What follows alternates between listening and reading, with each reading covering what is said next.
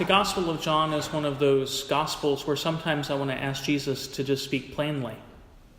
But he's playing on words with the Pharisees. And he's doing so to try to show them something that they're maybe not attentive to, and that is that they have become enslaved through sin. And he's saying that yes, they are descendants of Abraham, but they are enslaved. But they're not children of Abraham in terms of a free son. Jesus is playing on the imagery between Isaac and Ishmael.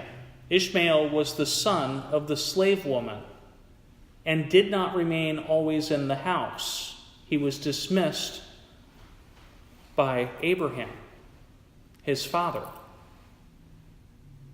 So Jesus is trying to show that if we are enslaved to sin, we don't inherit the promise because we can be dismissed from the house. But if the Son, Jesus, because now Jesus is trying to show this in relationship to God, if the Son, Jesus, frees us from the slavery, we become heirs with him to the promise. So he's playing on imagery there, and it's one of those things where I want to say to Jesus, not everybody remembers Genesis. But he brings up a very important point. In the first reading we heard from Daniel, how an angel was able to free Shadrach, Meshach, and Abednego from the flames of a white-hot furnace. And it reminds us as Christians of the ministry of the angels. We want to remember that there are twice as many angels as there are demons. So you know how people might think about the devil tempting them, right? Right? And sometimes we're like, oh no, be careful of the temptation of the demons. Okay, sure. But don't forget the holy inspiration of the holy angels.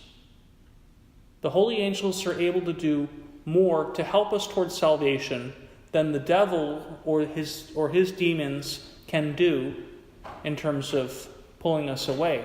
The issue is whether we remember that they are here with us. So we just want to take a moment to greet our guardian angels, the guardian angel of this monastery, the guardian angel of the town, of the county, of the state, of the country, and all the other angels of the married couples here. That is, for each married couple, there is another angel assigned to their family. And we want to just remind ourselves that they are here present with us. We see them liberating Shadrach, Meshach, and Abednego from a white-hot furnace, but the Son of God himself, not an angel, but God from God, light from light, true God from true God, comes to us to make sure that we don't get thrown into a white-hot furnace, that is, the white-hot furnace of hell. And here he comes to us, not just walking with us on the outside, but he comes to us in the Eucharist today to enter into us. You know, it's amazing sometimes how we limit what it is that we receive here in our thinking. It's God. God enters his creation. That's just amazing. The infinite God wants to enter into us, limited creatures.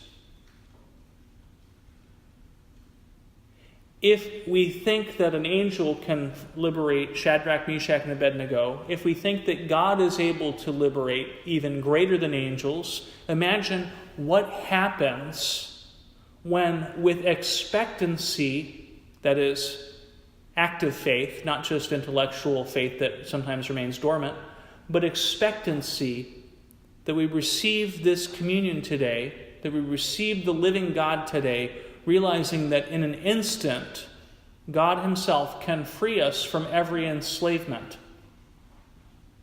Because it's God. if water near an apparition site of the Blessed Virgin Mary can heal a person physically, which it can, then what can God himself entering our body and soul do for us today in terms of any slavery we might be experiencing? So this is what Jesus is saying to us. He wants us to believe in him and to turn to him completely in our hearts, not looking to our own reasoning. Yesterday in the monthly retreat that we had, I mentioned that sometimes what we do is we kind of imagine that all of our experience in life is the summation of everything that can be experienced. And I said, imagine that you were to think that only the places you've ever heard of existed.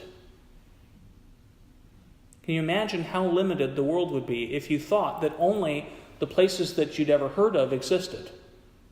But there are so many other places that exist in the world that beyond what we've experienced or touched or traveled to. Which means that also the same thing here in this Eucharist. Just because we're used to receiving Jesus and going about our business doesn't mean that we've tapped into the entirety of what Jesus wants to give us in the Eucharist. Just may mean that we never had our minds and our hearts and our wills open to receiving whatever it is that the Lord does have. And it's immense. So today we ask the Lord for the grace specifically to go from any slavery to being set free by him, so that we can, with Abraham, with Isaac, and with all the other prophets and all the other folks in the holy line that God has established, but also in Jesus, receive all of the promises that God has for us. And receive them with the same faith that Abraham eventually had. Because at first, Abraham doubted. Abraham thought, well, maybe I'm supposed to have a child with Hagar. He tried to grab a hold of the promise. It didn't work. Then he had a little conversion and realized, God, you really mean, as God reminded him, God, you really mean it's going to be Sarah and I? Really? And Abraham laughs. And so does Sarah.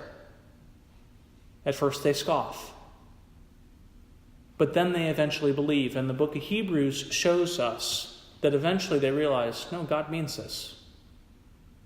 So we ask for that kind of conversion where we say, okay, God, we don't get it and we don't understand it, but we believe you who have made the promises.